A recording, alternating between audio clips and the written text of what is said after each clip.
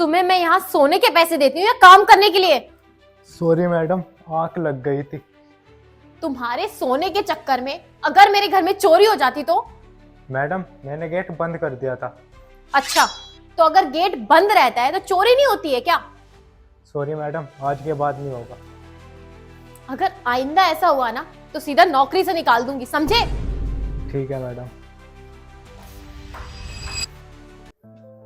भैया, हाँ जी बताइए मैम। तुम यहाँ क्या कर रहे हो?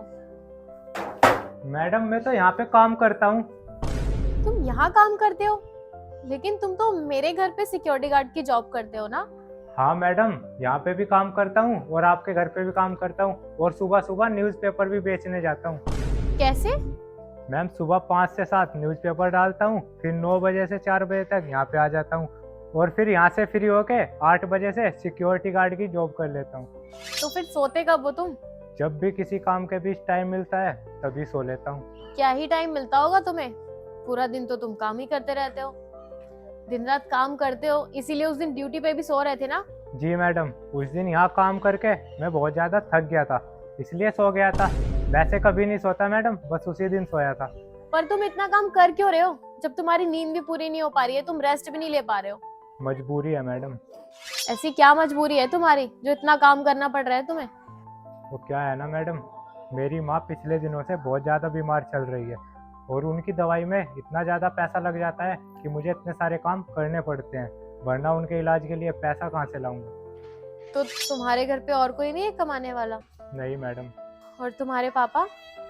पापा इस दुनिया में नहीं है और एक छोटा भाई है। और तुम्हारा छोटा भाई, वो कुछ नहीं करता?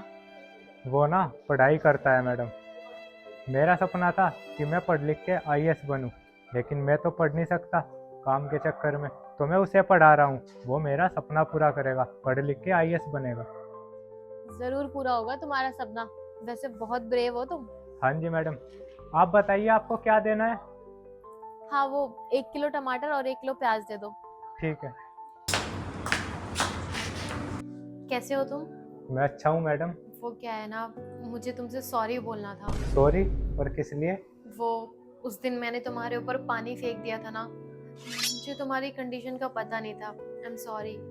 कोई बात नहीं मैडम, आप मुझे सॉरी मत बोलिए, आपकी गलती थोड़ी है, गलती तो मेरी है। आप मुझे सोने के पैसे नहीं देती हो, अब मेरी क्या कंडीशन है वो तो मेरी प्रॉब्लम है ना, मुझे मेरा काम करना चाहिए था। हाँ, पर फिर भी मुझे तुम्हारे ऊपर पानी नहीं फेंकना चाहिए था। वैसे मुझे ना तुम्हें कुछ बताना भी है। बताइए मैडम। 1 मिनट राकेश, 1 मिनट बाहर आओ। ये मेरे दोस्त हैं राकेश, और ये तुम्हारी बहुत ज्यादा हेल्प करने वाले हैं। बताओ जरा। हाँ भाई, मेरा एक एनजीओ है और हम उसमें उन लोगों का इलाज करते हैं जो किसी बीमारी से जूझ रहे हैं या जिसके पास इलाज के पैसे नहीं। कल हमारी टीम आपके घर जाएगी, आपके माँ के कुछ सैंपल्स लेगी और उसके बाद उनके इलाज का सारा खर्चा हमारा है। सर आप सच बोल रहे हैं? हाँ, आज से तुम अपनी माँ की टेंशन छोड़ दो और सिर्फ अपनी पढ़ाई पे ध्यान दो। Thank you sir, thank you so much. आप मेरे लिए भगवान हैं, आपने मुझ पर बहुत बड़ा एहसान कर दिया। अरे नहीं भाई, मैं इंसान हूँ और इंसान होने के नाते मेरा फर्ज बनता है कि मैं दूसरे इंसान की मदद करूँ। नहीं भैया, आप मेरे लिए सच में भगवान हो।